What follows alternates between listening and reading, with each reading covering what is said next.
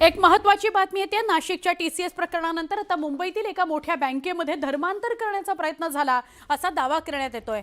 म्हणजे आधी टीसीएस सारखी कंपनी या कंपनीमध्ये मल्टीनॅशनल कंपनीमध्ये प्रकार होतो तोच आता बँकेत झाला असे कळतंय। कर्मचारी महिलेच्या पतीनं हा दावा केलेला आहे। मुंबईच्या नरिमन पॉइंट इथं बँकेची शाखा आहे आणि याच शाखेत एका महिला कर्मचाऱ्याचं धर्मांतर करण्याचा प्रयत्न झाला असा दावा तिच्या पतीनं केलाय।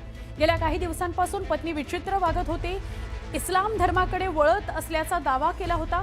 तसंच मुलीचंही धर्मांतर करण्याची इच्छा तिने व्यक्त केल्याचा दावा करण्यात आलाय। बँकेतील एका कर्मचाऱ्यासोबत तिचे संबंध असल्याचा दावा पतीनं केलेला आहे। दरम्यान पत्नी आणि मुलगी 18 एप्रिल 2026ला राजस्थानातील उदयपूर इथून अचानक बेपत्ता झाल्याचा दावा तक्रार पत्रामध्ये करण्यात आलाय। या प्रकरणी उदयपूरमधील सुखेर पोलीस ठाण्यामध्ये गुन्हा दाखल करण्यात आलाय।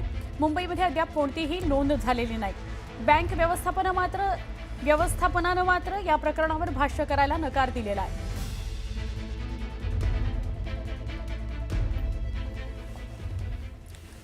या सगळ्या संदर्भात आमचे प्रतिनिधी सहकारी संकेत आपल्या सोबत असतील आणि आपण त्यांच्याशी बोलणार आहोत। संकेत, टीसीएस सारखी मोठी कंपनी जिच्यात हे प्रकरण घडलं, महाराष्ट्रभर नव्हे देशभर गाजलं आणि आता बँकेतला हा काय प्रकार आहे?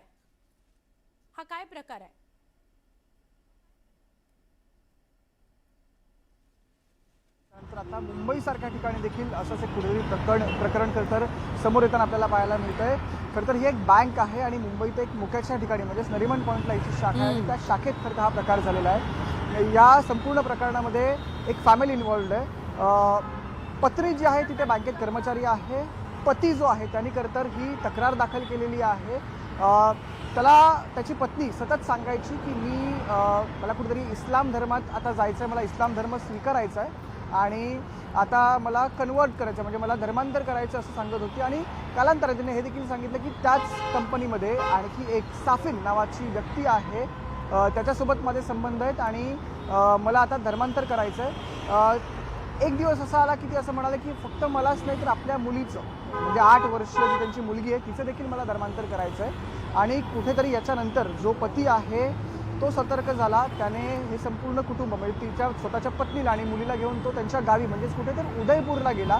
राजस्थानमध्ये उदयपूर आहे, तिथे सुखेर नावाचं गाव आहे, त्या गावी गेला। तिथे जाऊन काही दिवस ते थांबले।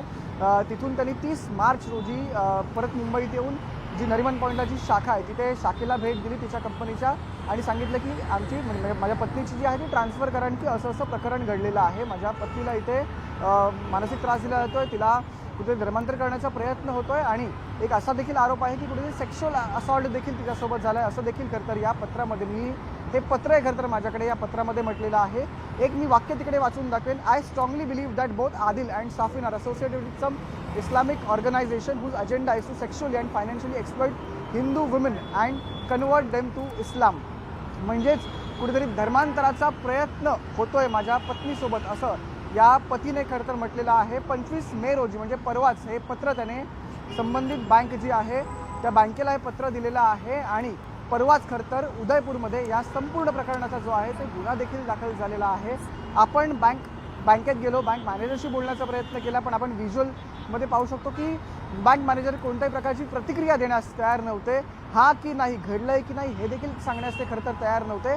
आणखी एक मोठी अपडेट आता याच्यामध्ये अशी देखील आहे की प्रकरण कुठेतरी गंभीर आहे आणि त्याचमुळे उदयपूरची म्हणजे सुखेर पोलीस स्टेशनची एक टीम जी आहे ती आज सकाळीच मुंबईत दाखल झालेली आहे आणि त्यांच्या परीने आता ते चौकशी करतायत। पण या संपूर्ण प्रकरणात जरी आपण म्हणतो की प्लेस ऑफ क्राईम किंवा प्लेस ऑफ इन्सिडेंट म्हणतो, प्लेस ऑफ इन्सिडेंट जो आहे तो मुंबई आहे, ती जागा जी आहे ती मुंबई आहे, पण अजून तरी मुंबईत या संपूर्ण प्रकरणाचा गुन्हा दाखल झालेला नाही आहे। खरंतर हे संपूर्ण प्रकरण जे येतं ते कफ परेड पोलीस स्टेशनच्या अंतर्गत येतं, पण कोणत्याही प्रकारचा गुन्हा तिथे दाखल झालेला नाही आहे। पण हे पत्र जे आहे हे पत्र पतीने त्या पत्नीच्या बँकेत दिलेलं आहे आणि त्यात असे आरोप किंवा असे दावे केलेले आहेत की कुठेतरी धर्मांतराचा प्रयत्न माझ्या पत्नीसोबत झालेला आहे। महत्त्वाची इथे सुवर्ण अशी एक अपडेट आहे की म्हणजे 19 एप्रिल रोजी ती पत्नी आहे याची जी पत्नी आहे ती पत्नी तिच्या मुलीसह उदयपूरच्या आपल्या राहत्या ठिकाणाहून गायब झालेली आहे। त्याच्यामुळे त्यांचा सध्या तरी कोणताही ठाव ठिकाणा नाही आहे। त्याच्यामुळे अर्थात हे प्रकरण दिवसेंदिवस गंभीर होत चाललेलं आहे। त्याच्यामुळे चौकशी देखील आता आपण पाहतोय की उदयपूरचे पोलीस मुंबईत आलेले आहेत, चौकशी करतायत। नेमका त्याच्यामध्ये काय पुढे येतं हे पाहणं खूप जास्त महत्त्वाचं असणार आहे। सुवर्ण, नक्की धन्यवाद आपण माहिती दिली त्याबद्दल।